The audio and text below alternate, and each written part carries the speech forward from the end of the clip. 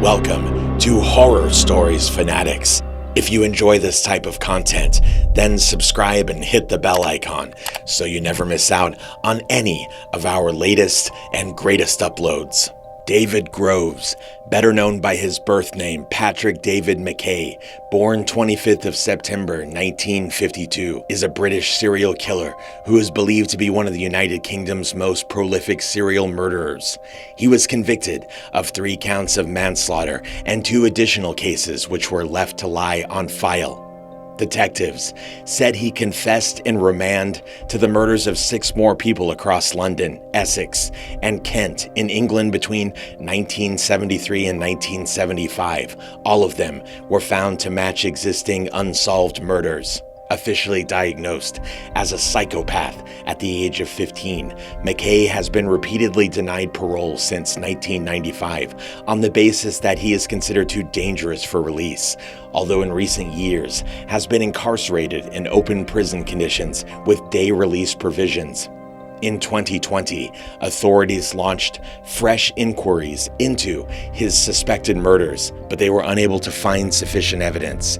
Dartford MP Gareth Johnson has repeatedly voiced his concerns over Mackay's potential release. In July 2022, it was revealed that Mackay's case had been referred to the parole board again. Mackay's early life. Mackay was born at Park Royal Hospital, now known as Central Middlesex Hospital in London. Mackay was a frequent victim of physical abuse at the hands of his father. Mackay would perform poorly on his academic grades, bully his younger classmates, and frequently have tantrums. A classmate would later describe Mackay as like a little terrorist who physically attacked other pupils. He also engaged in cruelty to animals and often tore the wings off birds. When Mackay was 10 years old, Harold died from a heart attack on his way to work, the result of complications of alcoholism and a weak heart. His last words to his son were, "Remember to be good." Mackay was supposedly unable to come to terms with the loss of his father, telling people Harold was still alive and keeping a photograph of him on his person. He did not go to the funeral in Scotland, based on his mother's recommendation. Later, he assumed the role of father figure within the family, beating his mothers and sisters. Mackay's mother eventually moved the family to Gravesend from Dartford, but family life did not improve and the police were called to the home as frequently as 4 times a week.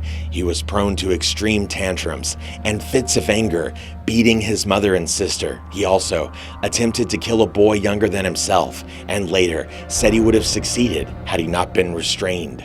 At 15 years old, Mackay was diagnosed as a psychopath by a psychiatrist, Dr. Leonard Carr, who predicted he would grow up to become a cold, psychopathic killer. He was removed from his family home on 18 occasions between the ages of 12 and 22 and put into various specialist schools, institutions, and prisons. One of his teachers at a specialist school described him as a potential murderer of women. In October 1968, Mackay was committed to Moss Side Hospital, Liverpool, as a diagnosed psychopath. He was released in 1972. Crimes in adulthood. As he entered adulthood, Mackay developed a fascination with Nazism, calling himself Franklin Bullvolt I and filling his flat with Nazi memorabilia. He lived in London and frequently abused drugs and alcohol. London theft and murder spree. Following Mackay's release in 1972, the affluent London areas of Chelsea and Knightsbridge were engulfed by a wave of petty crimes. Known for being home to the wealthiest London residents and full of luxury shops and high-end restaurants, the area suddenly saw a massive unexplained rise in muggings, robberies, and handbag snatchings. The attacks specifically targeted elderly ladies, and the unidentified attacker would befriend these women and gain access to their homes before committing their crimes. It would later be found that Mackay was behind these crimes. On the 14th of February, 1974, 84-year-old Isabella Griffith was physically assaulted, strangled, and stabbed in her home in Chelsea by Mackay. Police were unable to identify him as the perpetrator, and the muggings and petty thefts continued in the area. 13 months later, on the 10th of March 1975, elderly Adele Price was also killed in her Chelsea home by Mackay, who had entered her property asking for a glass of water. Her granddaughter was coming home at the time and, without knowing, passed the killer as he left the premises. After attacking the woman, police were concerned the crime spree and the killings of the two women were linked. The killing of Father CREAN. Some miles away, on the 21st of March 1975, priest Father Anthony CREAN was brutally killed in his home in Shorn, Kent, near to the home of Mackay's mother. CREAN had been attacked with an axe in a frenzied attack, with the weapon being found at the scene. Mackay had been seen in the area by multiple witnesses. An investigating police officer remembered an incident that had occurred some months earlier involving the young Mackay, who had befriended the priest only to break into his home and steal a check for 30 pounds. Although CREAN tried to persuade the police not to do so, Mackay was arrested and prosecuted at the time. He was subsequently ordered to pay compensation, but he never did. The incident caused a rift between Mackay and CREAN, and the former had returned to London. After the incident was recalled by the officer, police arrested Mackay, who quickly admitted to killing CREAN. Links to previous crimes discovered. After his arrest for the murder of Father CREAN, Mackay's fingerprints were taken, which were found to match those that were found at the scene of Adele Price's death. Jewelry and silver fountain pens were found in Mackay's home, which had come from robberies he had committed in the Chelsea and Belgravia areas. Mackay took detectives to an area of Clapham, where he said he had thrown a knife he used in his killings. The Metropolitan Police began to investigate Mackay, and he was found to have committed many other of the unsolved murders and crimes in the London area. At first, Mackay confessed to police of murdering Anthony CREAN, Isabella Griffiths, and Adele Price.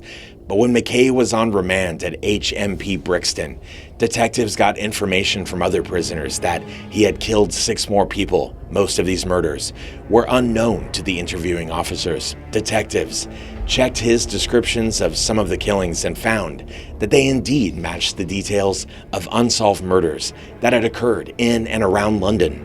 The first of the unsolved murders was of 17-year-old German au pair Heidi Nilk, murdered on the 9th of July 1973. Witnesses said the killer had stabbed her on a train before opening the door and throwing her out near Catford. The second one was of Mary Hines in Kentish Town on the 20th of July 1973. The third one, he confessed that he had killed a drunken homeless man by throwing him off a bridge into the Thames in January 1974. The fourth and fifth one had been of 57-year-old Stephanie Britton and her 4-year-old grandson, Christopher Martin, on the 12th of January 1974. The sixth one was of Frank Goodman on the 13th of June 1974, who had been beaten to death with a metal bar over a pack of cigarettes. Mackay's landlords recognized the bar from their house. The seventh one, he allegedly went on to confess to the murder of 92-year-old Sarah Wadmel in her flat in Hackney on the 23rd of December 1974, saying that he had nailed the back door shut and put her stockings in her mouth, and that killing her was as easy as washing my socks, quote. The last one was of 48-year-old cafe owner Ivy Davies in Southend in February 1975. The killer had beaten her with a tent peg. Mackay confessed that he knew of the shop and considered robbing her, but when he was driven to view her cafe and nearby home, he could not recognize. Investigators concluded that Mackay had been the perpetrator of the mugging and theft spree in Chelsea and Kensington, crimes which were previously unsolved. Mackay denied his confessions to all but 4 of the murders: Griffiths, Price, CREAN, and the homeless man he said he had thrown from a bridge in 1974. This meant that there was insufficient evidence to charge him for more than 5 murders. Police were unable to identify the homeless victim that Mackay said he had killed in January 1974. Mackay's trial. At his trial in November 1975, Mackay was convicted of the manslaughter of Adele Price, Isabella Griffith, and Father Anthony CREAN after pleading guilty on the grounds of diminished responsibility. Further evidence of his involvement in the murder of Frank Goodman was found, but these were insufficient, and he was not convicted of the murders of Goodman or Hines. The cases were left to lie on file. He was sentenced to life imprisonment with a minimum term of 20 years. Mackay's defense team had pleaded insanity, but medical experts instead concluded that he was a psychopath, a personality disorder, and not a mental disorder. Subsequent developments. In 1989, he appeared briefly in a BBC documentary, 40 Minutes episode titled Danger Men. Mackay spent time in Hull Prison, where a special unit was set up to deal with one of the most dangerous and difficult prisoners in the country. As Mackay was asked if he was a psychopath, he replied, "There is never any suggestion in my mind that I was ever a psychopath, if somebody uses that criteria." Mackay's minimum tariff was 20 years, meaning that he became eligible for release in 1995. He has been repeatedly denied full release by the parole board. In 2017, he was permitted to move to an open prison with day release provisions. In 2019, Dartford MP Gareth Johnson voiced concern at the potential release of Mackay, raising the issue in Parliament and writing to the Secretary of State for Justice. In 2020, Mackay was again considered for release. The hearing of the parole board was postponed amidst a fresh investigation into Mackay's involvement in the murders to which he was suspected. In May 2021, the parole board announced he would not be eligible for release, but could remain in open prison conditions. In 2002, it was revealed that Mackay's case had once again been referred to the parole board. The son of 𝐦𝐤𝐬𝐷 said that he was outraged by the announcement but was unable to give an account to the parole board of the impact of Mackay's crimes, as Mackay was not convicted of her murder. Commenting, he stated, "Everyone knows he did more. He hasn't shown any remorse, but there's not a lot I can do about it." Mackay has been imprisoned for 48 years as of 2023. And with that, we've reached the end of this video, all about the forgotten psychopath killer, Patrick Mackay. If you enjoyed it and you found it helpful, don't forget to leave a like and subscribe for more content just like it.